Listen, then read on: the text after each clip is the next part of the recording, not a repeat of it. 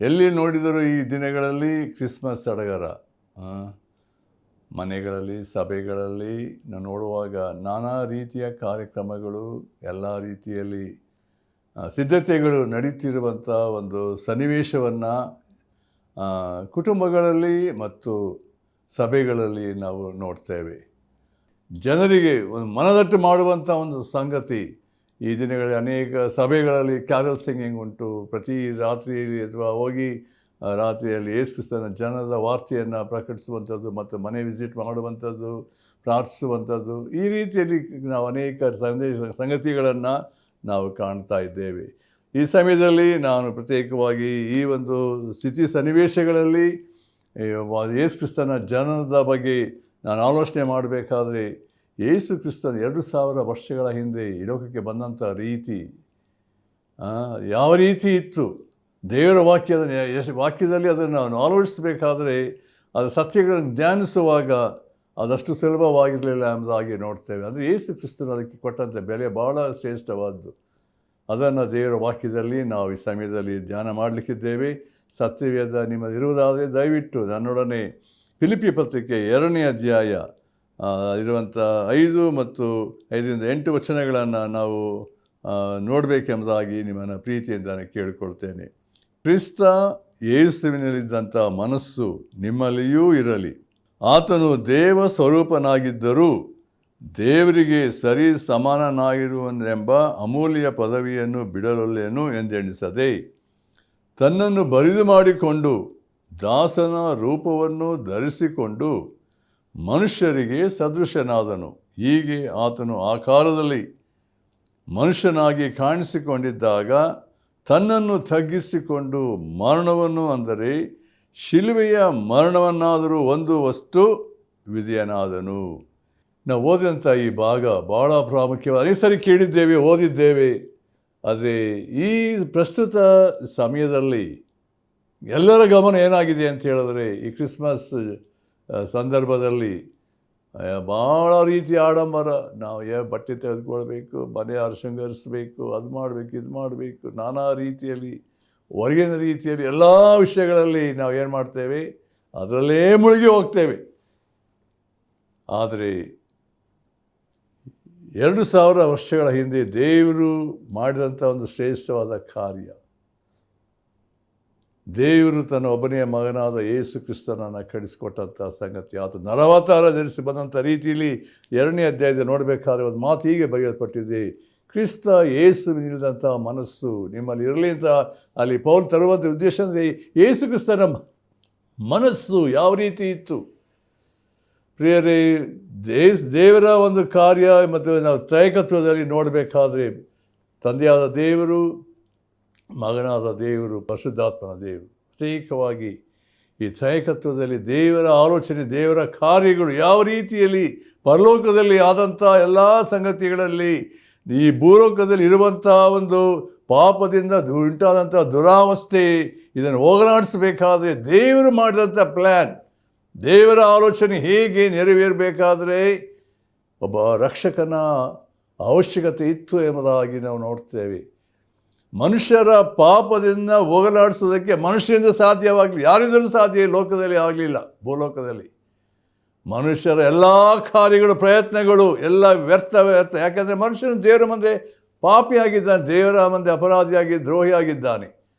ಅವನಲ್ಲಿ ಒಳ್ಳೆಯದೇ ಇಲ್ಲ. ಒಬ್ಬನಾದರೂ ನೀತಿವಂತನಿಲ್ಲ ಎಂಬುದಾಗಿ ದೇವರ ವಾಕ್ಯ ಹೇಳಬೇಕಾದ್ರೆ, ಮನುಷ್ಯನ ರಕ್ಷಿಸೋದಕ್ಕೆ ಯಾವ ವ್ಯಕ್ತಿ ಲೋಕದಲ್ಲಿ ಯಾರಿಗೂ ಸಾಧ್ಯ ಇಲ್ಲ ಎಂಬುದನ್ನು ನೋಡ್ತೇವೆ. ಅನೇಕ ಮಹಾಪುರುಷರು ಬಂದರು, ತಮ್ಮದೇ ಆದಂಥ ರೀತಿಯ ಎಲ್ಲ ಕಾರ್ಯಗಳು ಮಾಡಿ ಹೋದರು, ಸತ್ತರು, ಅವ್ರ ಸಮಾಧಿ ಈಗಲೂ ಉಂಟು. ಆದರೆ ಇರುವಂಥ ಸತ್ಯ ಏನಂತ ಹೇಳಿದ್ರೆ, ಮನುಷ್ಯನ ರಕ್ಷಿಸೋದಕ್ಕೆ ಸಾಧ್ಯ ಆಗಲಿ. ಯಾಕೆಂದರೆ ಮನುಷ್ಯರು ದೇವರ ಮುಂದೆ ಪಾಪಿಯಾಗಿದ್ದಾನೆ. ಆದರೆ ದೇವರ ಕಾರ್ಯ, ದೇವರ ರಕ್ಷಣಾ ಕಾರ್ಯ ನೋಡಬೇಕಾದ್ರೆ ಯೇಸು ಕ್ರಿಸ್ತನು ತಾನು ದೇವರ ವಾಕ್ಯದಿಂದ ಓದಿದಂಥ ಭಾಗದಲ್ಲಿ ನಾವು ಈ ಫಿಲಿಪ್ಪಿ ಪತ್ರಿಕೆ 2:5-8 ವಚನ ಓದಬೇಕಾದ್ರೆ ಅಲ್ಲಿ 6 ವಿಷಯಗಳನ್ನು ನಾವು ನೋಡ್ತೇವೆ. ಯೇಸು ಕ್ರಿಸ್ತನು ಈ ಲೋಕಕ್ಕೆ ಬಂದಂಥ ರೀತಿಯಲ್ಲಿ ಆತನಿದಂಥ ಮನಸ್ಸು ಯಾವ ರೀತಿ, ಆತ ಯಾರಾಗಿದ್ದನು, ಹೇಗೆ ಈ ಲೋಕಕ್ಕೆ ಬಂದನೆಂಬಂಥ ಸತ್ಯವನ್ನು ಇಲ್ಲಿ ಪೌಲನು ಅದನ್ನು ದೃಢಪಡಿಸಬೇಕಾದ್ರೆ 6 ಸತ್ಯಗಳನ್ನು ಈ ವಾಕ್ಯದ ಭಾಗದಲ್ಲಿ ನಾವು ನೋಡ್ತೇವೆ. ಮೊದಲನೇದಾಗಿ ನೋಡುವಾಗ ಯೇಸು ಕ್ರಿಸ್ತನು ಆತನೇನೆಂದರೆ ದೇವ ಸ್ವರೂಪನಾಗಿದ್ದಂಥವನು.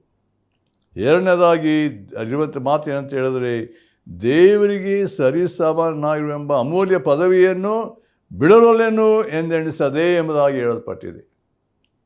ಮೂರನೇದಾಗಿ ತನ್ನನ್ನು ಬರಿದು ಮಾಡಿಕೊಂಡು ಬಂದನು ಎಂಬುದಾಗಿ ನೋಡ್ತೇವೆ.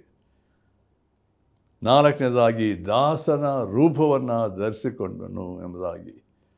ಐದನೇದು ನೋಡುವಾಗ ತನ್ನನ್ನು ತಗ್ಗಿಸಿಕೊಂಡನು ಎಂಬುದಾಗಿ. ಆರನೇದಾಗಿ ನೋಡಬೇಕಾದ್ರೆ ಅಲ್ಲಿರುವಂಥ ವಾಕ್ಯ, ಶಿಲುಬೆಯ ಮರಣವನ್ನು ಹೊಂದುವಷ್ಟು ಮಟ್ಟಿಗೂ ವಿಧಿಯನಾದನು. ನೋಡಿರಿ, ಈ ವಾಕ್ಯದ ಭಾಗದಲ್ಲಿ ಯೇಸು ಕ್ರಿಸ್ತನು ಆ ಸ್ಟೆಪ್ ತೆಗೆದುಕೊಂಡಂಥ ಹೆಜ್ಜೆ, ಆತನ ಪರಲೋಕವನ್ನು ಬಿಟ್ಟವನಾಗಿ ಈ ಲೋಕಕ್ಕೆ ಬಂದಂಥ ರೀತಿಯಲ್ಲಿ ನೋಡಬೇಕಾದರೆ ಈ 6 ಸತ್ಯಗಳನ್ನು ಇಲ್ಲಿ ಪೌಲನು ನಮಗೆ ತಿಳಿಪಡಿಸಬೇಕಾದರೆ ಇದೇನಾಗಿದೆ, ಏನು ತೋರಿಸ್ತಾ ಇದೆ ಅಂತ ಹೇಳಿದ್ರೆ, ಯೇಸು ಕ್ರಿಸ್ತನು ಈ ಲೋಕಕ್ಕೆ ಬರಬೇಕಾದಂಥ ಒಂದು ಸ್ಥಿತಿ ನೋಡಬೇಕಾದ್ರೆ ಅವಶ್ಯವಾಗಿತ್ತೋ ಎಂಬುದಾಗಿ ನೋಡಬೇಕಾದ್ರೆ ನಮ್ಮ ಪ್ರಾಮುಖ್ಯವಾದ ಸತ್ಯ ಏನು ಅಂತ ಹೇಳಿದ್ರೆ, ನನ್ನನ್ನು ನಿನ್ನನ್ನು ಪಾಪದಿಂದಲೂ ಸೈತಾನ ಬಂಧನದಿಂದಲೂ ಮರಣದ ಭಯದಿಂದ ಬಿಡಿಸಿ ನಮ್ಮನ್ನು ಪರಲೋಕದ ಬಾಧ್ಯತೆಗೆ ಸೇರಿಸೋದಕ್ಕೋಸ್ಕರ ಆತನು ಮಾಡಬೇಕಾದಂಥ ಒಂದು ಕಾರ್ಯ, ಅದು ಆತನು ಬರಲೇಬೇಕಾಗಿತ್ತು. ಬೇರೆ ಯಾವ ಮಾರ್ಗ ಇರಲಿಲ್ಲ ಎಂಬುದಾಗಿ ನೋಡ್ತೇವೆ. ಮನುಷ್ಯನನ್ನು ರಕ್ಷಿಸಬೇಕೆಂಬಂಥ ಸಂಗತಿ ಅಂದರೆ ಈ ಭೂಲೋಕದಲ್ಲಿ ಯಾವ ಸಂಗತಿ ಇಲ್ಲದೆ ಹೋದ ದೇವರ ಕಾರ್ಯ ಮಾಡಿ ಅದನ್ನು ತನ್ನ ಮಗನಾದ ಯೇಸು ಕ್ರಿಸ್ತನಲ್ಲಿ ನೆರವೇರಿಸಿದ್ದಾನೆ ಎಂಬುದಾಗಿ ನಾವು ನೋಡ್ತೇವೆ. ಅದರಿಂದ ಈ ಸಮಯದಲ್ಲಿ ನಮ್ಮ ಮೊದಲನೇ ಸತ್ಯವನ್ನು ಆಲೋಚನೆ ಮಾಡಬೇಕಾದ್ರೆ ಯೇಸು ಕ್ರಿಸ್ತನ ವ್ಯಕ್ತಿತ್ವ, ಆತನು ಯಾರಾಗಿದ್ದನು, ತಂದೆಯ ದೇವರ ಬಲಗಡೆ ಆತ ದೇವರಾಗಿದ್ದಂಥ ಸಮಯದಲ್ಲಿ ಮಹಿಮೆಯಲ್ಲಿ ವಾಸಿಸ್ತಾ ಇದ್ದಂಥವನು ಎಂಬುದಾಗಿ ನೋಡಬೇಕಾದ್ರೆ ದೇವ ಸ್ವರೂಪನಾಗಿದ್ದನು. Who being in the form of God ಎಂಬುದಾಗಿ ಹೇಳಲ್ಪಟ್ಟಿದೆ. ಯೇಸು ಕ್ರಿಸ್ತನ ಅಲ್ಲಿ ಇದ್ದಂಥ ದೇವರ ಸ್ವಭಾವ, ಆತನು ಯಾರಾಗಿದ್ದಾನೆ ಎಂಬುದನ್ನು ಈ ಲೋಕಕ್ಕೆ ಬಂದಂಥ ಸಮಯದಲ್ಲಿ ನಾನು ಅನೇಕ ಸಂಗತಿ ನೋಡಬೇಕಾದ್ರೆ ದೇವರ ವಾಕ್ಯದ ಆಧಾರದಿಂದ ನಾನು ನೋಡಬೇಕಾದ್ರೆ ಅನೇಕ ರೀತಿಯಲ್ಲಿ ಇದನ್ನು ಅನೇಕ ವೇಳೆ ನಾವು ಈ ಯೇಸು ಕ್ರಿಸ್ತ ಜನದ ಬಗ್ಗೆ ಅನೇಕ ಸಂಗತಿಗಳನ್ನು ಆಲೋಚನೆ ಮಾಡಿ ಧ್ಯಾನ ಮಾಡಿದ್ದೇವೆ. ಅಂದರೆ ದೇವರು ತನ್ನ ಯೇಸು ಕ್ರಿಸ್ತನ ವಿಷಯದಲ್ಲಿ ಮೊದಲೇ ಪ್ರವಾದಿಗಳ ಮೂಲಕವಾಗಿ ತಿಳಿಪಡಿಸಿದಂಥ ಸತ್ಯಗಳನ್ನು ನೋಡ್ತೇವೆ. ಯೆಶಾಯ ಗ್ರಂಥದಲ್ಲಿ ನಾವು ಅದನ್ನು ಪ್ರತ್ಯೇಕವಾಗಿ 9ನೇ ಅಧ್ಯಾಯದಲ್ಲಿ ಇದನ್ನು ನೋಡಬೇಕಾದ್ರೆ 6ನೇ ವಚನ 9:6, ಒಂದು ಮಗು ನಮಗಾಗಿ ಹುಟ್ಟಿದೆ ಅಷ್ಟೇ, ವರದ ಮಗನು ನಮಗೆ ದೊರೆತನು, ಆಡಳಿತವು ಅವನ ಬಾವಿನ ಮೇಲಿರುವುದು, ಅದ್ಭುತ ಸ್ವರೂಪನು. ಗಮನಿಸಿ, ಯೇಸು ಕ್ರಿಸ್ತನಿಗೆ ಕೊಡಲ್ಪಟ್ಟಂಥ ಹೆಸರು, ಆತನು ಯಾರಾಗಿದ್ದಾನೆ? ಅದ್ಭುತ ಸ್ವರೂಪನು, ಆಲೋಚನಾಕರ್ತನು, ಪರಾಕ್ರಮಿಯಾದ ದೇವರು, ನಿತ್ಯನಾದ ತಂದೆ, ಸಮಾಧಾನದ ಪ್ರಭು ಎಂಬುವು ಅವನ ಹೆಸರು ಎಂಬುದಾಗಿ. ಇಲ್ಲಿ ದೈವತ್ವ ಅಂತ ಹೇಳಬೇಕಾದ್ರೆ ಯೇಸು ಕ್ರಿಸ್ತನು ಯಾರಾಗಿದ್ದಾನೆ ಎಂಬುದನ್ನು ಸ್ಪಷ್ಟವಾದ ರೀತಿಯಲ್ಲಿ ಅಲ್ಲಿ ತಿಳಿಪಡಿಸಿರುವಂಥ ಸಂಗತಿಯನ್ನು ನಾವು ನೋಡ್ತೇವೆ. ಅಲ್ಲಿ ಇನ್ನೊಂದು ಅಲ್ಲಿ ಅದಕ್ಕೆ ಯೋಹಾನ ಸುವಾರ್ತೆಯಲ್ಲಿ ನಾವು ಅದನ್ನೇ ಯೋಹಾನ ಬರೀಬೇಕಾದ್ರೆ ಅಪೊಸ್ತಲನಾದ ಯೋಹಾನ ತನ್ನ ಸುವಾರ್ತೆಯನ್ನು ಬರೀಬೇಕಾದ್ರೆ ಅಲ್ಲಿ ಯೇಸು ಕ್ರಿಸ್ತನ ವಿಷಯದಲ್ಲಿ ಹೇಳಬೇಕಾದ್ರೆ 1ನೇ ವಚನ ನೋಡ್ತೇವೆ, ಹೀಗೆ ಉಂಟು, ಆದಿಯಲ್ಲಿ ವಾಕ್ಯವಿತ್ತು, ಆ ವಾಕ್ಯವು ದೇವರ ಬಳಿಯಲ್ಲಿತ್ತು, ಆ ವಾಕ್ಯವು ಏನಾಗಿತ್ತಂತೆ? ದೇವರಾಗಿತ್ತು. ನಾವು ನೋಡಬಹುದು ಸಂಗತಿ, ಯೇಸು ಕ್ರಿಸ್ತನು ಯಾರಾಗಿದ್ದಾನೆ ಎಂಬುದನ್ನು ನೋಡಬೇಕಾದ್ರೆ ಆತನು ದೇವರಾಗಿದ್ದಾನೆ. ಆ ವಾಕ್ಯ ಎಂಬುದನ್ನು ದೇವರಾಗಿತ್ತು, ಆ ವಾಕ್ಯವೆಂಬನು ಆದಿಯಲ್ಲಿ ದೇವರ ಬಳಿಯಲ್ಲಿದ್ದನು ಎಂಬುದನ್ನು ವಾಕ್ಯ ಸ್ಪಷ್ಟವಾಗಿ ಹೇಳುವಂಥದ್ದು. ಆತನ ಮೂಲಕವಾಗಿ ಸಮಸ್ತ ಉಂಟಾಯಿತು ಎಂಬುದಾಗಿ ನೋಡ್ತೇವೆ. ದೇವರ ವಾಕ್ಯದ ಅನೇಕ ಭಾಗದಲ್ಲಿ ನೋಡಬೇಕಾದ್ರೆ ಅಲ್ಲಿ ಯೋಹಾನ ಸುವಾರ್ತೆಯಲ್ಲಿ 20ನೇ ಅಧ್ಯಾಯದಲ್ಲಿ ನೋಡಬೇಕಾದ್ರೆ ತೋಮನು ಹೇಳ್ತಾನೆ, ಅಂದರೆ ಯೇಸು ಕ್ರಿಸ್ತನ ಬಗ್ಗೆ ಹೇಳಬೇಕಾದ್ರೆ ಅಲ್ಲಿ ಸ್ಪಷ್ಟವಾದಂಥ ರೀತಿ, ಆತ ಯೇಸು ಕ್ರಿಸ್ತನ ಬಗ್ಗೆ ಹೇಳಬೇಕಾದ್ರೆ ಹೀಗೆ ಸ್ಪಷ್ಟವಾದ ರೀತಿಯಲ್ಲಿ ಹೇಳಲ್ಪಟ್ಟಿದೆ. 28ನೇ ವಚನದಲ್ಲಿ ತೋಮನು ಆತನಿಗೆ, ನೋಡ್ರಿ, ನೀ ನಂಬುವನಾಗು ಎಂಬುದಾಗಿ ಯೇಸು ಕ್ರಿಸ್ತನ ಅವನಿಗೆ ತನ್ನ ಬೆರಳನ್ನು ಕಾಲನ್ನು ತೋರಿಸಬೇಕಾದ್ರೆ ಮಳೆಯಿಂದ ಹೊಡೆಯಲ್ಪಟ್ಟಂತ ನೋಡಬೇಕಾದ್ರೆ ಆಗ ಏನು ಹೇಳ್ತಿದ್ದಾನೆ ತೋಮ? ನನ್ನ ಸ್ವಾಮಿ, ನನ್ನ ದೇವರು ಎಂದು ಹೇಳಿದನು. ಯೇಸು ಅವನಿಗೆ, ನೀನು ನನ್ನನ್ನು ನೋಡಿದರಿಂದ ನಂಬಿದ್ದಿ, ನೋಡದೆ ನಂಬಿದವರು ಧನ್ಯರು ಎಂದು ಹೇಳಿದನು ಎಂಬುದಾಗಿ ಮುಂದೆ ಅಂದರೆ ಅರಿಕೆ ಮಾಡಿದಂಥ ಸಂಗತಿ ಯೇಸು ಕ್ರಿಸ್ತನ ಶ್ರೇಷ್ಠತೆ, ಆತನು ಯಾರಾಗಿದ್ದಾನೆ. ನಾವು ದೇವರ ವಾಕ್ಯದ ಅನೇಕ ಭಾಗದಲ್ಲಿ ನೋಡಬೇಕಾದ್ರೆ, ರೋಮಾಪುರ ಪತ್ರಿಕೆಯಲ್ಲಿ ನಾವು ನೋಡಬೇಕಾದ್ರೆ ಯೇಸು ಕ್ರಿಸ್ತನ ಬಗ್ಗೆ ಆತ ಯಾರಾಗಿದ್ದಾನೆ ಎಂಬುದನ್ನು, ದೈವತ್ವದ ಬಗ್ಗೆ ನಾವು ನೋಡಬೇಕು. ಯೇಸು ಕ್ರಿಸ್ತನ ದೈವತ್ವದ ಬಗ್ಗೆ ನಾವು ನೋಡಬೇಕಾದ್ರೆ ಅಲ್ಲಿ ಹೇಳಿರುವಂಥ ಒಂದು ಸಂಗತಿಯನ್ನು ಅಲ್ಲಿ 9ನೇ ಅಧ್ಯಾಯ 5ನೇ ವಚನದಲ್ಲಿ ಹೀಗೆ ನೋಡ್ತೇವೆ, ಅಬ್ರಹಾಂ, ಈಸಾಕ್, ಯಾಕೋಬರು ಅವರ ಪಿತೃಗಳೇ. ಕ್ರಿಸ್ತನು ಶರೀರ ಸಂಬಂಧವಾಗಿ ಅವರ ವಂಶದಲ್ಲಿಯೇ ಹುಟ್ಟಿದವನು. ಆತನು ನೋಡಿ ಗಮನಿಸ್ರಿ, ಆತನು ಎಲ್ಲದರ ಮೇಲೆ ಒಡೆಯನು, ನಿರಂತರ ಸ್ತುತಿ ಹೊಂದತಕ್ಕ ದೇವರು ಆಗಿದ್ದಾನೆ. ಆಮೇನ್. ಯೇಸು ಕ್ರಿಸ್ತನ ಶ್ರೇಷ್ಠತೆ ಅಥವಾ ಯಾರಾಗಿದ್ದಾನೆ ಎಂಬುದನ್ನು ಸ್ಪಷ್ಟವಾದ ರೀತಿಯಲ್ಲಿ ದೇವರ ವಾಕ್ಯ ನಮಗೆ ತಿಳಿಸುವಂಥದ್ದಾಗಿದೆ. ಯೇಸು ಕ್ರಿಸ್ತನು ಹಿಂದೆ ಇದ್ದಾನೆ, ಈಗಲೂ ನಿರಂತರವಾಗಿ ಇದ್ದಾನೆ, ಅಥವಾ ಅಲ್ಲಿ ಯಾವ ಬದಲಾವಣೆ ಇಲ್ಲ ಎಂಬುದಾಗಿ ನಾವು ನೋಡ್ತೇವೆ. ಅನೇಕ ದೇವರ ವಾಕ್ಯ ಅನೇಕ ಭಾಗದಲ್ಲಿ ನೋಡಬೇಕಾದ್ರೆ ಯೇಸು ಕ್ರಿಸ್ತನ ಶ್ರೇಷ್ಠತೆ ಅಥವಾ ಯಾರಾಗಿದ್ದಾನೆ ಎಂಬುದನ್ನು ದೇವರ ವಾಕ್ಯದ ಅನೇಕ ಭಾಗದಲ್ಲಿ ಆತನ ದೈವತ್ವದ ಬಗ್ಗೆ ಹೇಳಲ್ಪಟ್ಟಿದೆ ಎಂಬುದಾಗಿ ನೋಡ್ತೇವೆ. ಅಂದರೆ ಯೇಸು ಕ್ರಿಸ್ತನು ಆ ಸ್ಥಾನವನ್ನು, ಆ ಮಹಿಮೆಯನ್ನು ಬಿಟ್ಟವನಾಗಿ ಈ ಲೋಕಕ್ಕೆ ಬರಬೇಕಾಯಿತು. ಅಂದರೆ ಯೇಸು ಕ್ರಿಸ್ತ ಸಾಧಾರಣ ವ್ಯಕ್ತಿ ಅಲ್ಲ ಎಂಬುದಾಗಿ ಅಲ್ಲಿ ದೇವರು ತನ್ನ ಮಹಿಮೆಯನ್ನು ಯಾವ ರೀತಿಯಲ್ಲಿ ಸಂಪೂರ್ಣವಾಗಿ ತ್ಯಜಿಸಿದಂಥವನಾಗಿ ಬಂದಂಥ ರೀತಿಯನ್ನು ನೋಡ್ತೇವೆ. ಎರಡನೇದಾಗಿ ನೋಡಬೇಕಾದ್ರೆ ಅಲ್ಲಿ ವಾಕ್ಯದಲ್ಲಿ ಪೌಲನು ಬರೆಯಬೇಕಾದ್ರೆ ಫಿಲಿಪ್ಪಿ ಪತ್ರಿಕೆಯಲ್ಲಿ ದೇವರಿಗೆ ಸರಿ ಸಮಾನನಾಗುವೆಂಬ ಅಮೂಲ್ಯ ಪದವಿಯನ್ನು ಬಿಡಲು ಎಣಿಸದೆ, ಅಂದರೆ ಯೇಸು ಕ್ರಿಸ್ತನ ತನ್ನ ಪರಲೋಕದಲ್ಲಿದ್ದಂಥ ಎಲ್ಲ ರೀತಿಯ ಅನುಕೂಲತೆಗಳು, ಮಹಿಮೆಯನ್ನು, ಅಂದರೆ ಸ್ವಚಿತ್ತದಿಂದಲೇ ಎಲ್ಲವನ್ನು ಬಿಟ್ಟುಕೊಟ್ಟು ಈ ಲೋಕದಲ್ಲಿ ಮನುಷ್ಯನಾಗಿ ಅಂದರೆ ಆತನು ಬಂದಂಥ ರೀತಿಯನ್ನು ನಾವು ನೋಡ್ತೇವೆ. ಎಲ್ಲವನ್ನು ಆತ ತನ್ನ ಪ್ರಾಣವನ್ನು ಕೊಡುವಷ್ಟರ ಮಟ್ಟಿಗೆ ತನ್ನ ಸಂಪೂರ್ಣವಾಗಿ ಅದಕ್ಕೆ ಒಳಪಡಿಸಿಕೊಂಡನು. ಅದಕ್ಕೆ ಹೇಳುವಂಥ ಮಾತೇನೆಂದರೆ ಬಿಡಲಲ್ಲೇನು ಎಂಬುದಾಗಿ ಭಾಷಾಂತರ ಮಾಡಿರುವ ಗ್ರೀಕ್ನಲ್ಲಿ ಅಂತ ಹೇಳಿದ್ರೆ ಕ್ರಿಯಾಪದವಾಗಿರುವ ಹಿಡಿದಿಟ್ಟುಕೊಳ್ಳುವುದು ಎಂಬುದಾಗಿ, ಅಥವಾ ಒತ್ತಾಯದಿಂದ ತೆಗೆದುಕೊಳ್ಳುವುದು ಎಂಬುದಾಗಿ ಅದರ ಅರ್ಥ ಎಂಬುದಾಗಿ ಹೇಳಲ್ಪಟ್ಟಿದೆ. ಬಿಡಲಲ್ಲೇನು ಅಂತ ಹೇಳಬೇಕಾದ್ರೆ ಹಿಡಿದಿಟ್ಟುಕೊಳ್ಳುವಂಥದ್ದು ಅಥವಾ ಒತ್ತಾಯದಿಂದ ತೆಗೆದುಕೊಳ್ಳುವುದು ಎಂಬ ಅರ್ಥವನ್ನು ಕೊಡುತ್ತದೆ ಎಂಬುದಾಗಿ. ಅದರಿಂದ ಯೇಸು ಕ್ರಿಸ್ತನು ತಾನು ಏನಿತ್ತು ಅದನ್ನು ತಾನು ಹಿಡಿದುಕೊಟ್ಟಂಥ ತಾನು ಸಂಪೂರ್ಣವಾಗಿ ತ್ಯಜಿಸಿದಂಥ ಸಂಗತಿಯ ಬಗ್ಗೆ ಅಲ್ಲಿ ಹೇಳಲ್ಪಟ್ಟಿದೆ ಎಂಬುದಾಗಿ ನಾವು ನೋಡ್ತೇವೆ. ಆದರೆ ಯೇಸು ಕ್ರಿಸ್ತನ ಮನೋಭಾವ ಅಥವಾ ಸ್ವಭಾವ, ಗುಣಲಕ್ಷಣಗಳು ಏನೆಂಬುದನ್ನು ಈ ದೇವರ ವಾಕ್ಯದಲ್ಲಿ ನಾವು ದೇವರ ಆತ್ಮ ನಮಗೆ ಅಲ್ಲಿ ವಿಶೇಷವಾಗಿ ತಿಳಿಯಪಡಿಸುವಂಥವನಾಗಿದ್ದಾನೆ ಎಂಬುದಾಗಿ ನೋಡ್ತೇವೆ. ಅಂದರೆ ಇದರಲ್ಲಿ ಯಾರಿಂದಲೂ ಹಿಡಿದುಕೊಳ್ಳಲು ಅಥವಾ ಬಿಟ್ಟುಕೊಡಲು ಆಗುವುದಿಲ್ಲ ಎಂಬುದಾಗಿ ಹೇಳಬೇಕಾದ್ರೆ ಯೇಸು ಕ್ರಿಸ್ತನು ತನ್ನನ್ನು ದೇವರಿಗೆ ಸರಿಸಮಾನ ಎಂಬುದಾಗಿ ಆಲೋಚಿಸುವುದು ಖಂಡಿತವಾಗಿಯೂ ಅದು ಕಳ್ಳತನವಲ್ಲ, ರಾಬರಿ ಅಲ್ಲ ಎಂಬುದಾಗಿ ನಾವು ನೋಡ್ತೇವೆ. ಆದರೆ ತ್ರೈಕತ್ವದಲ್ಲಿ ಇರುವಂಥ ಮೂವರು ವ್ಯಕ್ತಿಗಳ ಬಗ್ಗೆ ನೋಡಬೇಕಾದ್ರೆ ಸ್ಥಾನದಲ್ಲಿ ಇರುವಂಥ ಸಂಗತಿ ತಂದೆಯ ಸ್ಥಾನ, ದೇವರ ಸ್ಥಾನ ಭಾಳ ಅತ್ಯುನ್ನತವಾದದ್ದು ಎಂಬುದಾಗಿ ನಾವು ನೋಡ್ತೇವೆ. ತಂದೆಗೆ ಉನ್ನತ ಸ್ಥಾನವನ್ನು ಕೊಟ್ಟಿದ್ದ ಯೇಸು ಕ್ರಿಸ್ತನು ಅನೇಕ ರೀತಿಯಲ್ಲಿ ತಾನು ಈ ಲೋಕದಲ್ಲಿದ್ದಾಗ ತಂದೆಯ ಬಗ್ಗೆ ಹೇಳಿದಂಥ ರೀತಿಯಲ್ಲಿ ನೋಡಬೇಕಾದ್ರೆ ಅದನ್ನು ನಾವು ನೋಡಬೇಕಾದ್ರೆ ಯೇಸು ಕ್ರಿಸ್ತನು ಈ ಲೋಕದಲ್ಲಿ ಬಂದಾಗ, ತಾನು ತೆಗೆಸ್ಕೊಂಡು ಬಂದಾಗ ತಂದೆಯ ಬಗ್ಗೆ ಹೇಳಿದಂಥ ಮಾತನ್ನು ನಾವು ಪ್ರತ್ಯೇಕವಾಗಿ ಯೋಹಾನ ಸುವಾರ್ತೆ 5ನೇ ಅಧ್ಯಾಯದಲ್ಲಿ ನಾವು ಅದನ್ನು ನೋಡ್ತೇವೆ. 19ನೇ ವರ್ಷದಲ್ಲಿ ಹೀಗೆ ಉಂಟು. ಏನಂತ ಹೇಳಿದ್ರೆ, ಅದಕ್ಕೆ ಯೇಸು ಅವರಿಗೆ, ನಿಮಗೆ ನಿಜ ನಿಜವಾಗಿ ಹೇಳುತ್ತೇನೆ, ತಂದೆಯು ಮಾಡುವುದನ್ನು ಕಂಡು ಮಗನು ಮಾಡುತ್ತಾನೆ ಹೊರತು ತನ್ನಷ್ಟಕ್ಕೆ ತಾನೇ ಏನು ಮಾಡಲಾರನು. ಆತನು ಮಾಡುವುದೆಲ್ಲ ಹಾಗೆ ಮಗನೂ ಮಾಡುತ್ತಾನೆ. ಇನ್ನೊಂದು ವಾಕ್ಯದಲ್ಲಿ ನೋಡಬೇಕಾದ್ರೆ 5:30 ನೋಡಬೇಕಾದ್ರೆ 5ನೇ ಅಧ್ಯಾಯ 30ನೇ ವಚನದಲ್ಲಿ ನೋಡಬೇಕಾದ್ರೆ, ನನ್ನಷ್ಟಕ್ಕೆ ನಾನು ಏನು ಮಾಡಲಾರೆನು, ತಂದೆ ಹೇಳಿದ್ದನ್ನು ಕೇಳಿ ನ್ಯಾಯ ತೀರಿಸ್ತೇನೆ ಮತ್ತು ಸ್ವಂತ ಚಿತ್ತ ನೆರವೇರಬೇಕೆಂದು ಅಪೇಕ್ಷಿಸದೆ ನನ್ನನ್ನು ಕಳಿಸಿದಾತನ ಚಿತ್ತ ನೆರವೇರಬೇಕೆಂದು ಅಪೇಕ್ಷಿಸುವುದರಿಂದ ನಾನು ಮಾಡುವ ತೀರ್ಪು ನ್ಯಾಯವಾಗಿದೆ ಎಂಬುದಾಗಿ ಹೇಳಲ್ಪಟ್ಟಿದೆ.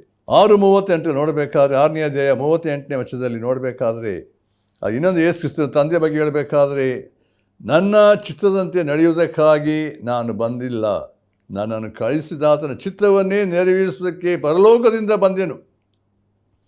ನನ್ನನ್ನು ಕಳಿಸಿದಾತನ ಚಿತ್ತವು ಏನೆಂದರೆ, ಆತನು ನನಗೆ ಕೊಟ್ಟವರಲ್ಲಿ ಒಬ್ಬರಾದರೂ ನಾನು ಕೆಳಗೊಳಿಸದೆ ಅವನನ್ನು ಕಡೇ ದಿನದಲ್ಲಿ ಎಬ್ಬಿಸಬೇಕೆಂಬುದೇ. ಅಂದರೆ ಯೇಸು ಕ್ರಿಸ್ತನು ಲೋಕಕ್ಕೆ ಬಂದ ಸಮಯದಲ್ಲಿ ತಂದೆಯ ದೇವರನ್ನು ಯಾವ ರೀತಿಯಲ್ಲಿ ಪ್ರತಿಬಿಂಬಿಸಿದ್ದಾನೆ ಎಂಬುದನ್ನು ಇಲ್ಲಿ ದೇವರ ವಾಕ್ಯ ನಮಗೆ ಅಲ್ಲಿ ಹೇಳುವಂಥದ್ದಾಗಿದೆ. ಅಂದರೆ ಯೇಸು ಕ್ರಿಸ್ತನು ಈ ಲೋಕಕ್ಕೆ ಬಂದಂಥ ಸಮಯದಲ್ಲಿ ಆತನು ಸಂಪೂರ್ಣವಾಗಿ ತಂದೆಯ ಚಿತ್ತಕ್ಕೆ, ತಂದೆಯು ಕೊಟ್ಟ ಜವಾಬ್ದಾರಿಕೆಯಲ್ಲಿ, ಅಂದರೆ ಯೇಸು ಕ್ರಿಸ್ತನು ತಂದೆಯ ಶ್ರೇಷ್ಠತೆಯನ್ನು, ಆ ಪದವಿ, ಮಹಿಮೆಯ ಗೌರವವನ್ನು ಯಾವ ರೀತಿಯಲ್ಲಿ ಅಲ್ಲಿ ವ್ಯಕ್ತಪಡಿಸಿದ್ದಾನೆ ಎಂಬುದನ್ನು ಅನೇಕ ಭಾಗದಲ್ಲಿ ನೋಡ್ತೇವೆ. ಯೋಹಾನ ಸುವಾರ್ತೆಯ ಪ್ರತ್ಯೇಕ ಯೋಹಾನ ಅದನ್ನು ಸ್ಪಷ್ಟಪಡಿಸಿದ್ದಾನೆ. 14ನೇ ಅಧ್ಯಾಯ 31ನೇ ವಚನದಲ್ಲಿ, 10ರಲ್ಲಿ ಮತ್ತು 17ನೇ ಅಧ್ಯಾಯ 4ನೇ ವಚನದಲ್ಲಿ ನಾವು ನೋಡಬೇಕಾದ್ರೆ ಅಲ್ಲಿರುವಂಥ ಸತ್ಯಗಳು ಏನಂತ ಹೇಳಿದ್ರೆ ದೇವರ ವಾಕ್ಯದಲ್ಲಿ ಸ್ಪಷ್ಟವಾಗಿ ನೋಡ್ತೇವೆ. ಅಲ್ಲಿ 17:4 ಯೇಸು ಕ್ರಿಸ್ತನ ತಂದೆ ಹತ್ರ ಪ್ರಾರ್ಥಿಸಿದಂಥ ರೀತಿಯಲ್ಲಿ ನೋಡ್ತೇವೆ. ಮಾಡಬೇಕೆಂದು ನೀನು ನನಗೆ ಕೊಟ್ಟ ಕೆಲಸವನ್ನು ನಾನು ನೆರವೇರಿಸಿ ನಿನ್ನನ್ನು ಭೂಲೋಕದಲ್ಲಿ ಏನು ಮಾಡಿದ್ದೇನೆ, ಮಹಿಮೆಪಡಿಸಿದ್ದೇನೆ ಎಂಬುದಾಗಿ ಯೇಸು ಕ್ರಿಸ್ತ ಹೇಳಿದಂಥ ಮಾತು 17:4 ಭಾಳ ಸ್ಪಷ್ಟವಾದ ರೀತಿಯಲ್ಲಿ ಯೇಸು ಕ್ರಿಸ್ತನ ತಂದೆಯ ಬಗ್ಗೆ ಹೇಳಿದ್ದಾನೆ. ಅಂದರೆ ಯೇಸು ಕ್ರಿಸ್ತನು ಈ ಲೋಕಕ್ಕೆ ಬರುವಂಥ ಮುಂಚೆ ತಂದೆ ಮತ್ತು ಕುಮಾರ ನಡುವಿದ್ದಂಥ ಸಂಗತಿಗಳಲ್ಲಿ ಸ್ಪಷ್ಟವಾಗಿ ಅದು ಯಾವ ರೀತಿಯಲ್ಲಿ ಉಂಟು, ಮತ್ತು ಭೂಲೋಕಕ್ಕೆ ಬಂದಾಗ ತಂದೆಯನ್ನು ಹೇಗೆ ಮಹಿಮೆಪಡಿಸಿದ್ದಾನೆ ಎಂಬುದಾಗಿ ಅಲ್ಲಿ ಸ್ಪಷ್ಟವಾದ ರೀತಿಯಲ್ಲಿ ಹೇಳಲ್ಪಟ್ಟಿದೆ. ಮೂರನೇದಾಗಿ ನೋಡಬೇಕಾದ್ರೆ ಅಲ್ಲಿ ಪೌಲನು ಹೇಳಬೇಕು ಫಿಲಿಪ್ಪಿ ಪತ್ರಿಕೆಯಲ್ಲಿ, ಯೇಸು ಕ್ರಿಸ್ತನ ಮಹಿಮೆಯನ್ನು ಬಿಟ್ಟವನಾಗಿ ಬರುವ ಸಮಯದಲ್ಲಿ ತನ್ನನ್ನು ಬರಿದು ಮಾಡಿಕೊಂಡನು. ಈ ಎಂಪ್ಟಿಡ್ ಹಿಮ್ಸೆಲ್ಫ್ ಎಂಬುದಾಗಿ ಹೇಳಲ್ಪಟ್ಟಿದೆ.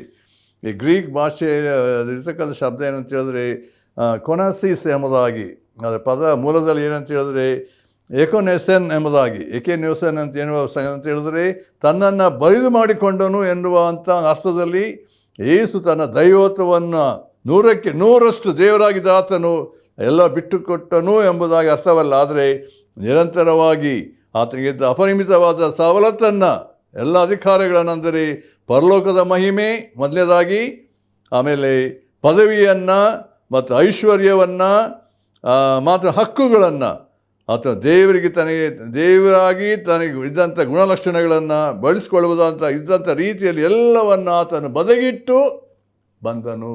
ಅಂದರೆ ಯೇಸು ಕ್ರಿಸ್ತನಲ್ಲಿದ್ದಂಥ ಉತ್ಕೃಷ್ಟವಾದಂಥ ಒಂದು ಸಂಗತಿ, ಆ ಪರಲೋಕದ ಮಹಿಮೆ, ಪ್ರಭಾವ ಮತ್ತು ಮಹಿಮೆ, ಐಶ್ವರ್ಯ, ಹಕ್ಕುಗಳು, ಇದೆಲ್ಲ ಸಂಗತಿ ನೋಡಬೇಕಾದ್ರೆ ಎಲ್ಲವನ್ನು ಬದಗಿಟ್ಟು ದೇವರ ವಾಕ್ಯ ಹೇಳ್ತದೆ ಬರಿದು ಮಾಡಿಕೊಂಡನು ಎಂಬುದಾಗಿ ನೋಡ್ತೇವೆ.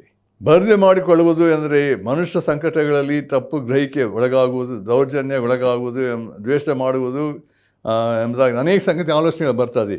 ಕೊನೆಗೆ ಕ್ರೂಜಿಯ ಮೇಲೆ ಮರಣಕ್ಕೆ ಶಾಪಗ್ರಸ್ತ ಒಳಗಾಗುವುದು ಎಲ್ಲವೂ ಸೇರಿದೆ ಎಂಬುದಾಗಿ ಅಂದರೆ ದೇವರು ಕೊಟ್ಟಂಥ ಜವಾಬ್ದಾರಿಕೆಯಲ್ಲಿ ಯೇಸು ಕ್ರಿಸ್ತನ ಎಲ್ಲವನ್ನು ತ್ಯಜಿಸಿ ತನ್ನನ್ನು ಬರಿದು ಮಾಡಿಕೊಂಡು ಅಂತ ಹೇಳಿದ್ರೆ ದೇವರು ಕೊಟ್ಟಂಥ ಆ ಸನ್ನಿವೇಶಕ್ಕೆ, ಸಂಗತಿಗಳಿಗೆ ಒಳಪಡಿಸಿಕೊಳ್ಳುವಂಥದ್ದು, ಬಾಧೆಗಳ ಮೂಲಕವಾಗಿ ಸ್ಥಿತಿಗೆ ಬರುವಂಥ ರೀತಿಯಲ್ಲಿ ತನ್ನನ್ನು ಅಂಥ ಒಂದು ಸ್ಥಿತಿಗೆ ಒಳಪಡಿಸಿಕೊಳ್ಳುವಂಥ ಸಂಗತಿ. ಅಂದರೆ ಯೇಸು ಕ್ರಿಸ್ತನಲ್ಲಿದ್ದಂಥ ಒಂದು ಪ್ರಾಮುಖ್ಯವಾದ ಸ್ಥಿತಿ ಏನಂತ ಹೇಳಿದ್ರೆ ಯಾವ ರೀತಿಯಲ್ಲಿ ಆ ಕನಿಷ್ಠವಾದಂಥ ಸ್ಥಿತಿಗೆ ತನ್ನನ್ನು ಒಳಪಡಿಸ್ಕೊಂಡಂಥ ಸಂಗತಿ ನೋಡಬೇಕಾದ್ರೆ ಆಶ್ಚರ್ಯವಾದ. ಮನುಷ್ಯನಾಗಿ ಬಂದಂಥ ರೀತಿಯಲ್ಲಿ ಅದು ಎಲ್ಲ ದೇವರಾಗಿದ್ದ ಆತನು ಅದು ಮನುಷ್ಯರಾಗಿ ಬರಬೇಕಾದ್ರೆ ಮನುಷ್ಯರಿಗಿರ್ತಕ್ಕಂಥ ಎಲ್ಲ ರೀತಿಯಲ್ಲಿ ಬಾಧೆಯಲ್ಲಿ, ಕಷ್ಟದಲ್ಲಿ, ನೋವಿನಲ್ಲಿ ಎಲ್ಲಕ್ಕೂ ಆತನು ಒಳಪಟ್ಟನು ಎಂಬುದನ್ನು ಇಲ್ಲಿ ನಾವು ನೋಡ್ತೇವೆ. ಅಂದರೆ ಇದು ಅರ್ಥ ಮಾಡಿಕೊಳ್ಬೇಕಾದ್ರೆ ಇರುವಂಥ ಸತ್ಯ ಅಂತೇಳಿ ತನ್ನನ್ನು ಬರಿದು ಮಾಡಿಕೊಂಡು ಅಂತ ಹೇಳಬೇಕಾದ್ರೆ ಅಷ್ಟು ಸುಲಭವಾಗಿಲ್ಲ ಪ್ರಿಯರೇ. ಆ ಅಂತಸ್ತು, ಘನತೆ, ಮಹಿಮೆ ಅಷ್ಟರ ಮಟ್ಟಿಗೆ ಏನಾಗಿತ್ತು ಅಂತ ಹೇಳಿದ್ರೆ ಎಲ್ಲವನ್ನು ತ್ಯಜಿಸಿದನು ಎಂಬುದಾಗಿ. ನಾಲ್ಕನೇದಾಗಿ ನೋಡಬೇಕಾದ್ರೆ ದಾಸನ ರೂಪವನ್ನು ಧರಿಸಿಕೊಂಡನು. ದಾಸನು ಅಂತ ಹೇಳಿದ್ರೆ ಎಲ್ಲ ವಿಷಯದಲ್ಲಿ ಯೇಸು ಕ್ರಿಸ್ತ ಅಲ್ಲಿ ದಾಸ ಯಾವ ರೀತಿ ನಡವಳಿಕೆಯಲ್ಲಿ ಯೇಸು ಕ್ರಿಸ್ತ ತಗ್ಗಿದ ಸ್ವಭಾವ, ದೀನತೆ ಇದೆ ಆತನ ಜೀವಿತದಲ್ಲಿ ಕಂಡುಬರುವಂಥ ಒಂದು ಸಂಗತಿ ಎಂಬುದಾಗಿ ನೋಡ್ತೇವೆ. ಮತ್ತಾಯನ ಸುವಾರ್ತೆ 11:24 ನೋಡಬೇಕಾದ್ರೆ 29ನೇ ವಚನದಲ್ಲಿ ನಾನು ಸಾತ್ವಿಕನು, ದೀನ ಮನಸ್ಸುಳ್ಳವನು ಆಗಿದ್ದೇನೆ ಎಂಬುದಾಗಿ. ಮತ್ತಾಯನ ಸುವಾರ್ತೆ 20:25 ನೋಡಬೇಕಾದ್ರೆ ಅದಿರುವಂಥ ಸತ್ಯ ಏನಂತ ಹೇಳಿದ್ರೆ ಮನುಷ್ಯ ಕುಮಾರನು ಸೇವೆ ಮಾಡಿಸಿಕೊಳ್ಳುವುದಕ್ಕೆ ಬರಲಿಲ್ಲ, ಸೇವೆ ಮಾಡುವುದಕ್ಕೂ ಅನೇಕ ಬಿಡಿಸುವುದಕ್ಕೂ ಆತನು ಬಂದನು ಎಂಬುದಾಗಿ ನೋಡ್ತೇವೆ. ನಾವು ಯೋಹಾನ ಸುವಾರ್ತೆ 13:3-5 ನೋಡಬೇಕಾದ್ರೆ ಯೇಸು ಕ್ರಿಸ್ತನು ತನ್ನ ಶಿಷ್ಯರ ಕಾಲಗಳನ್ನು ತೊಳೆಯುವಂಥ ರೀತಿಯಲ್ಲಿ ತನ್ನ ಕೈಪಾಡುವನ್ನು ತೆಗೆದುಕೊಂಡು ಬೋಗಣಿಯ ನೀರು ತೆಗೆದುಕೊಂಡು ಶಿಷ್ಯರ ಕಾಲಗಳನ್ನು ತೊಳೆಯುವುದಕ್ಕೆ ಪ್ರಾರಂಭ ಮಾಡಿದರು. ಶಿಷ್ಯರು ಗುರುವಿನ ಪಾದ ತೊಳೆಯುವಂಥದ್ದು ಈ ಲೋಕದಲ್ಲಿರುವ ಸರ್ವಸಾಮಾನ್ಯ ಸಂಗತಿ. ಆದರೆ ಗುರುವಾಗಿದ್ದಂಥ ಯೇಸು ಕ್ರಿಸ್ತನು, ಒಡೆಯನಾಗಿರುವಂಥ ಯೇಸು ಕ್ರಿಸ್ತನು ತನ್ನ ಶಿಷ್ಯರ ಕಾಲಗಳನ್ನು ತೊಳೆಯಬೇಕಾದರೆ ಯೇಸು ಕ್ರಿಸ್ತನ ಮನಸ್ಸು, ದೀನತೆ, ನಮ್ರತೆ ಎಂಥ ಒಂದು ಸಂಗತಿ, ಆತ ಬಿಟ್ಟುವಾದ ಮಾದರಿ ಎಷ್ಟು ವಿಶೇಷವಾಗಿತ್ತು ಎಂಬುದನ್ನು ಅಲ್ಲಿ ಯೋಹಾನ ತಿಳಿಯಪಡಿಸಿದ ಸಂಗತಿಯನ್ನು ನಾವು ನೋಡ್ತೇವೆ. ನಾವು ಲೋಕಸುವಾರ್ತೆ 22:22 ನೋಡಬೇಕಾದ್ರೆ ನಿಮ್ಮಲ್ಲಿ ಹೆಚ್ಚಿನವನಾಗಬೇಕಾದ್ರೆ ಚಿಕ್ಕವನಾಗಬೇಕು, ಮುಖ್ಯಸ್ಥನು ಸೇವಕರಂತನಾಗಬೇಕು. ಯಾವನು ಹೆಚ್ಚಿನವನು ಊಟಕ್ಕೆ ಕೂತವನೋ ಸೇವೆ ಮಾಡುವವನೋ? ಊಟಕ್ಕೆ ಕೂತವನಲ್ಲವೇ, ಆದರೆ ನಾನು ನಿಮ್ಮಲ್ಲಿ ಸೇವೆ ಮಾಡುವನಂತಿದ್ದೇನೆ. ಅಂದರೆ ಯೇಸು ಕ್ರಿಸ್ತನ ಸ್ವಭಾವ ಏನು ಅಂತಂದರೆ ಎಷ್ಟರ ಮಟ್ಟಿಗೆ ಯೇಸು ಕ್ರಿಸ್ತನು ತನ್ನ ಸಂಗತಿಯನ್ನು ತಗ್ಗಿಸಿಕೊಂಡನು. ನಾವು 5ನೇದಾಗಿ ನೋಡುವಂಥ ಸಮಯದಲ್ಲಿ ಅನೇಕ ಸತ್ಯ ಉಂಟಾದರೆ ನಾನು ಇಲ್ಲಿಗೆ ನಿಲ್ಲಿಸ್ತಾ ಇದ್ದೇನೆ. ಯೇಸು ಕ್ರಿಸ್ತನಲ್ಲಿದ್ದಂಥ ತಗ್ಗಿಸುವಿಕೆ ಇದು ಆತನ ಜೀವನ ಪರ್ಯಂತರ ಸತ್ಯವನ್ನು ಅದೇನು ನೋಡ್ತೇವೆ. ಮತ್ತಾಯನ ಸುವಾರ್ತೆಯಲ್ಲಿ ನಾವು ನೋಡಬೇಕಾದ್ರೂ ಆತ ಯಾವ ರೀತಿಯಲ್ಲಿ ದೀನತೆ ಉಳ್ಳವನಾಗಿ ತಾನು ತಗ್ಗಿಸಿಕೊಂಡಂಥವನಾಗಿ ಆ ಶಿಷ್ಯರ ಕಾಲು ತೊಳೆದಂಥ ರೀತಿಯಲ್ಲಿ ಮಾತ್ರವಲ್ಲ, ಬಾಧೆಗೆ ಒಳಪಡಿಸಿಕೊಂಡನು ಎಂಬುದಾಗಿ ನೋಡ್ತೇವೆ. ಎಲ್ಲ ರೀತಿಯಲ್ಲೂ ಆತ ದೇವಕುಮಾರನಾಗಿದ್ದರೂ ಸಹ ಆತನು ಎಲ್ಲ ವಿಷಯದಲ್ಲೂ ಅಂದರೆ ತಾನು ತಗ್ಗಿಸಿಕೊಂಡಂಥವನಾಗಿ ತಂದೆಯು ಕೊಟ್ಟಂಥ ಜವಾಬ್ದಾರಿಕೆಗಳಿಗೆ ಆತನು ತನ್ನ ಸಂಪೂರ್ಣವಾಗಿ ಒಳಪಡಿಸಿಕೊಂಡನು ಎಂಬುದಾಗಿ ದೇವರ ವಾಕ್ಯದಲ್ಲಿ ನೋಡ್ತೇವೆ. ಅಂದರೆ ಈ ಹಂಬಲ್ಡ್ ಹಿಮ್ಸೆಲ್ಫ್, ಅದು ಭಾಳ ವಿಶೇಷವಾದಂಥ ಒಂದು ಸಂಗತಿಯನ್ನು ದೇವರ ವಾಕ್ಯದಲ್ಲಿ ನಾವು ಅದನ್ನು ಗಮನಿಸ್ತಾ ಇದ್ದೇವೆ. ಮತ್ತು 6ನೇದಾಗಿ ನಾವು ನೋಡಬೇಕಾಗಿರುವಂಥ ಸಂಗತಿ ಏನಂತ ಹೇಳಿದ್ರೆ, ಆತನು ಶಿಲುಬೆಯ ಮರಣವನ್ನಾದರೂ ಹೊಂದುವಷ್ಟು ಮಟ್ಟಿಗೆ ವಿಧಿಯನಾದರು. ಇದು ಭಾಳ ಅತ್ಯುನ್ನತವಾದಂಥ ಒಂದು ಸಂಗತಿ. ಯೇಸು ನಮ್ಮಂದ ಉದ್ದೇಶ ಇಡೀ ಲೋಕದ ಜನರ ಪಾಪದ ಬಿಡುಗಡೆಗಾಗಿ ಆ ಶಿಲುಬೆಯಲ್ಲಿ ಪ್ರಾಣ ಕೊಡಬೇಕಾಯಿತು. ಗೆತ್ಸೆಮನೆ ತೋಟದಲ್ಲಿ ಯೇಸು ಕ್ರಿಸ್ತನು ಮಾಡಿದ ಪ್ರಾರ್ಥನೆ ಸಾಧ್ಯವಾದ ತಂದೆ, ಈ ಪಾತ್ರೆಯಿಂದ ನೀನು ತೊಲಗಿಸಿ, ಹೇಗೆ ನನ್ನ ಚಿತ್ತ ಅಲ್ಲ ನಿನ್ನ ಚಿತ್ತವೇ ಆಗಲಿ. ಯೇಸು ಕ್ರಿಸ್ತನು ಕನ್ಯಾಮರಿಯಳ ಗರ್ಭದಲ್ಲಿ ಹುಟ್ಟಿ ಬಂದಂಥ ರೀತಿ, ಪರಿಶುದ್ಧನು ನೀತಿ ಸ್ವರೂಪನಾಗಿ ಬಂದಂಥ ರೀತಿಯಲ್ಲಿ ಆತ ಇಡೀ ಜೀವಿತದಲ್ಲಿ ಆತ ಪರಿಶುದ್ಧತೆಯನ್ನು ಕಾಪಾಡಿಕೊಂಡಂಥ ರೀತಿಯಲ್ಲಿ ಆತ ದೈವತ್ವವನ್ನು ನೋಡ್ತೇವೆ. ಮಾತ್ರವಲ್ಲ, ತಂದೆಯ ಚಿತ್ತಕ್ಕೆ ಒಳಪಟ್ಟವನಾಗಿ ಬಾಧೆ ಕಷ್ಟ ಹಿಂಸೆಯಲ್ಲಿ ದಾಟಿ ಹೋದ ರೀತಿಯಲ್ಲಿ ನೋಡುವಾಗ ಕೊನೆಯಲ್ಲಿ ಆತ ಹೇಳಿದ ಸಂಗತಿ, ಆತನ ಮರಣವನ್ನು, ಶಿಲುಬೆಯ ಮರಣವನ್ನು ಹೊಂದುವಷ್ಟರ ಮಟ್ಟಿಗೆ ತಂದೆಗೆ ವಿಧಿಯನಾದನು. ಅದು ಯೇಸು ಕ್ರಿಸ್ತನ ಕಾರ್ಯ, ದೇವರು ಕೊಟ್ಟದ್ದು ಜವಾಬ್ದಾರಿಕೆ. ಅಂದರೆ ಇಡೀ ಲೋಕದ ಜನರ ಪಾಪದ ಬಿಡುಗಡೆಗಾಗಿ ಆತನು ತನ್ನ ಪ್ರಾಣವನ್ನೇ ಕೊಡಬೇಕಾಯಿತು. ಕ್ರಿಸ್ಮಸ್ ಎಂಬುದಾಗಿ ಹೇಳಬೇಕಾದ್ರೆ ಸಂತೋಷ. ಯಾಕೆ ಸಂತೋಷ ಅಂದರೆ ಬಿಡುಗಡೆ ಸಂತೋಷ. ನನ್ನನ್ನು ಪಾಪದಿಂದ ಬಿಡುಗಡೆ ಮಾಡೋದಕ್ಕೋಸ್ಕರ ಯೇಸು ಕ್ರಿಸ್ತನು ಪರಲೋಕವನ್ನು ಬಿಟ್ಟು ಲೋಕಕ್ಕೆ ಬಂದಿದ್ದಾನೆ. ಯೇಸು ಕ್ರಿಸ್ತನು ಆ ಶಿಲುಬೆಯಲ್ಲಿ ಪ್ರಾಣ ಕೊಟ್ಟು ಸತ್ತು ಉಣಲ್ಪಟ್ಟು ಎದ್ದಿದ್ದಾನೆ. ಆ ಒಂದು ಸಂತೋಷದಲ್ಲಿ ನನ್ನ ಪಾಪಗಳು ಪರಿಹಾರವಾಗುವಂಥದ್ದಾಗಿದೆ. ಯೇಸು ಕ್ರಿಸ್ತನು ನನ್ನ ಪಾಪಕ್ಕಾಗಿ ಶಿಲುಬೆ ಮೇಲೆ ಪ್ರಾಣ ಕೊಟ್ಟಿದ್ದಾನೆ. ಪಾಪದ ಸಂಬಳವನ್ನು ತೀರಿಸಿದ್ದಾನೆ. ಪಾಪ ಕೊಡುವ ಸಂಬಳ ಮರಣ ಎಂಬುದಾಗಿ ನೋಡ್ತೇವೆ. ದೇವರ ಮುಂದೆ ಪಾಪಿಗಳು, ಅವಿಧಿಯರು, ದ್ರೋಹಿಗಳು, ನರಕ ಪಾತ್ರರಾಗಿದ್ದಂತೆ ನಮ್ಮನ್ನು ಬಿಡುಗಡೆ ಮಾಡೋದಕ್ಕೋಸ್ಕರ ಆತನು ಈ ಲೋಕದ ಗೋದಲಿಯಲ್ಲಿ ಜನಿಸಿ ಬಂದನು ಎಂಬುದಾಗಿ ನೋಡ್ತೇವೆ. ಪ್ರಿಯರೇ, ಆತನು ಕೊಟ್ಟಂಥ ಬೆಲೆ ಭಾಳ ಪ್ರಾಮುಖ್ಯವಾದ್ದು. ನನ್ನನ್ನು, ನಿನ್ನನ್ನು ಪಾಪದಿಂದ ಬಿಡುಗಡೆ ಮಾಡೋದಕ್ಕೋಸ್ಕರ, ಸೈತಾನಿಂದ ಬಿಡುಗಡೆ ಮಾಡೋದಕ್ಕೋಸ್ಕರ, ಸೈತಾನ ಕಾರ್ಯ ಲಯ ಮಾಡೋದಕ್ಕೋಸ್ಕರ ಈ ಲೋಕಕ್ಕೆ ಬರಲೇಬೇಕಾಯಿತು. ಸೈತಾನ ತಲೆ ಏನಾಗಿದೆ, ಜಜ್ಜಲ್ಪಟ್ಟಿದೆ. ಯೇಸು ಕ್ರಿಸ್ತನ ರಕ್ತ ನಮ್ಮ ಪಾಪಗಳನ್ನು ಶುದ್ಧಿ ಮಾಡಿ ದೇವರ ಅನ್ಯೋನ್ಯತೆಯಲ್ಲಿ ನಮ್ಮ ನಡೆಸುವಂಥದ್ದಾಗಿದೆ. ನಿತ್ಯ ಜೀವಕ್ಕೆ ಬಾಧ್ಯಸ್ಥರಾಗುವಂತೆ ಪರಲೋಕದ ಬಾಧ್ಯಸ್ಥಿಕೆಗೆ ನಮ್ಮ ನಡೆಸೋದಕ್ಕೋಸ್ಕರ ಯೇಸು ಕ್ರಿಸ್ತನ ಲೋಕಕ್ಕೆ ಬರಲೇಬೇಕಾಯಿತು. ನಾವು ಅನೇಕ ರೀತಿಯಲ್ಲಿ ಆಡಂಬರ ರೀತಿಯಲ್ಲಿ ಎಲ್ಲ ಕಾರ್ಯಗಳು ಮಾಡ್ತೇವೆ. ಆದರೆ ಕ್ರಿಸ್ಮಸ್ ಅರ್ಥ ನಿಜವಾದಂಥ ಅಂದರೆ ಯೇಸು ಕ್ರಿಸ್ತನ ಪ್ರೀತಿ ನಮ್ಮ ಕಡೆಗೆ ಎಷ್ಟು ಶಾಶ್ವತವಾಗಿದೆ, ಎಷ್ಟರ ಮಟ್ಟಿಗೆ ನಾವು ಪ್ರೀತಿಸಿದ್ದಾನೆ. ಒಬ್ಬನಾದರೂ ನಾಶವಾಗಬಾರ್ದು. ದೇವರು ಲೋಕದ ಮೇಲೆ ಎಷ್ಟೋ ಪ್ರೀತಿಯನ್ನು ಇಟ್ಟು ತನ್ನ ಒಬ್ಬನೇ ಮಗನನ್ನು ಕೊಟ್ಟನು. ಕಾರಣ ಒಬ್ಬನಾದರೂ ನಾಶವಾಗಬಾರ್ದು. ಪ್ರಿಯರೇ, ದೇವರ ಅಪರಿಮಿತವಾದಂಥ ಪ್ರೀತಿ ಇಡೀ ಲೋಕದ ಮೇಲೆ, ನಿನ್ನ ಮೇಲೆ, ನನ್ನ ಮೇಲೆ ಕರ್ತನು ತೋರಿಸಿರುವಾಗ ಈ ಪ್ರೀತಿ ಬದಲಾಗಿ ನಾವೇನು ಕೊಡೋಣ? ಇದನ್ನು ಯೋಚಿಸಿದೆವು. ನಮ್ಮ ಹೃದಯಗಳಲ್ಲಿ ಆತನ ಬಂದು ವಾಸ ಮಾಡಬೇಕು. ಇಮ್ಯಾನ್ಯುಯಲ್ ಅಂದರೆ ದೇವರು ನಮ್ಮ ಸಂಗಡ ಇದ್ದಾನೆ. ದೇವರು ನಮ್ಮ ಸಂಗಡ ಇದ್ದಾನೋ, ನಮ್ಮ ಹೃದಯದಲ್ಲಿ ವಾಸ ಮಾಡ್ತಿದ್ದಾನೋ, ದೇವರ ಉದ್ದೇಶ ಆತ ನಮ್ಮಲ್ಲಿ ಬಂದು ವಾಸ ಮಾಡಿ ಆತ ಅನ್ಯೋನ್ಯತೆ ಜೀವಿಸಬೇಕೆಂಬಂಥ ರೀತಿಯಲ್ಲಿ ಆ ಶಿಲುಬೆಯಲ್ಲಿ ಆತನ ಕೊಟ್ಟಂಥ ಬೆಲೆ ಭಾಳ ಶ್ರೇಷ್ಠವಾದ್ದು. ಯಾರ್ಯಾರು ಯೇಸು ಕ್ರಿಸ್ತನನ್ನು ಹೃದಯದಲ್ಲಿ ನಂಬಿ ಸ್ವೀಕರಿಸಿ ತಮ್ಮ ಜೀವಿತಗಳು ಸ್ಥಾಪಿಸಿಕೊಳ್ಳುತ್ತಾರೋ, ಯೇಸು ಕ್ರಿಸ್ತನಲ್ಲಿ ಆನಂದಿಸೋದಕ್ಕೆ ನೂತನ ಸ್ವಭಾವಗಳ ಜೀವಿತ ಕೊಡುವಾಗ ನಾವು ಕರ್ತನ ಆರಾಧಿಸೋದಕ್ಕೆ ಸಾಧ್ಯತೆ ಉಂಟು. ಆ ರೀತಿಯಲ್ಲಿ ಕರ್ತನು ನಮ್ಮನ್ನು ಬಲಪಡಿಸಿ ತನ್ನ ಮಹಿಮೆಗಾಗಿ ನಡೆಸಲಿ. ಆಮೇನ್. ನಮ್ಮ ಪ್ರೀತಿಯುಳ್ಳ ತಂದೆಯ ದೇವರೇ, ಈ ದಿನಗಳಲ್ಲಿ ಲೋಕ ನಾನಾ ರೀತಿಯಲ್ಲಿ ಕ್ರಿಸ್ಮಸ್ ಸಡಗರದಲ್ಲಿ ಉಂಟು. ಆದರೆ ನೀನು ಬಂದಂಥ ಉದ್ದೇಶವನ್ನು ಮರೆತಿದ್ದಾರೆ. ಲೋಕವು ನಿನ್ನ ಸಂಪೂರ್ಣವಾಗಿ ತ್ಯಜಿಸಲಿದೆ ಕರ್ತನೆ. ಸ್ವಂತ ಜನರು ನಿನ್ನನ್ನು ತಿರಸ್ಕರಿಸಿದರು ಎಂಬುದಾಗಿ ದೇವರ ವಾಕ್ಯ ಹೇಳ್ತದೆ. ಅದಕ್ಕೋಸ್ಕರ ನಿನ್ನ ವಾಕ್ಯ ಹೇಳಲ್ಪಟ್ಟಿದೆ. ಯಾರ್ಯಾರು ಆತನ ಅಂಗೀಕರಿಸಿದರು ಅಂದರೆ ಆತನ ಹೆಸರು ನಂಬಿಕೆ ಇಟ್ಟರು ಅವರಿಗೆ ದೇವರ ಮಕ್ಕಳಾಗುವ ಅಧಿಕಾರ. ಈ ದಿವಸದಲ್ಲಿ ಈ ಕಾರ್ಯಕ್ರಮ ಕೇಳುವಂಥ ಯಾರೇ ಆಗಿರ್ಬೋದು ಕರ್ತನೆ, ತಮ್ಮ ಹೃದಯಗಳನ್ನು ನೀನು ಸ್ವೀಕರಿಸಲಿಲ್ಲವೋ ಅವರ ಹೃದಯ ಕಾರ್ಯ ಮಾಡು. ಯೇಸುವನ್ನು ಸ್ವೀಕರಿಸಿ ಆ ನೂತನ ಜೀವಿತ, ನೂತನ ಮನಸ್ಸು ಹೊಂದಿದವರಾಗಿ ಪರಲೋಕ ಸಂಸ್ಥಾನರಾಗುವಂತೆ ನೀನು ನೆರವೇರಿಸು. ನಿನಗೆ ಮಹಿಮೆ ಉಂಟಾಗಲಿ. ಯೇಸು ಕ್ರಿಸ್ತನ ಹೆಸರಿನಲ್ಲಿ ಬೇಡ್ತೇವೆ ತಂದೆಯೇ, ಆಮೇನ್.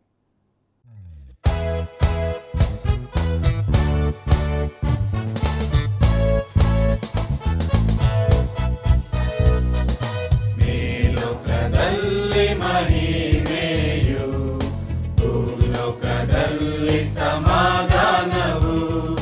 ಮೇಲೋಕದಲ್ಲಿ ಮಹಿಮೆಯು, ಭೂಲೋಕದಲ್ಲಿ ಸಮಾಧಾನವು ಎಂದು ದೂತರು ಸಾರಿದರು, ದೇವರನ್ನೇ ಕೊಂಡಾಡಿದರು.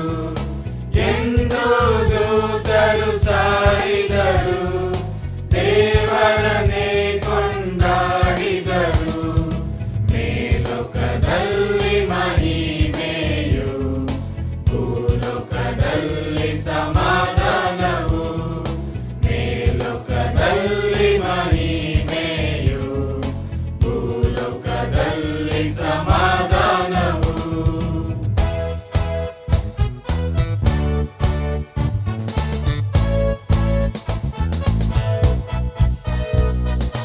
ಅದ್ಭುತ ಸ್ವರೂಪನು ಆಲೋಚನಾ, ಪರಾಕ್ರಮಿಯಾದ ದೇವರು.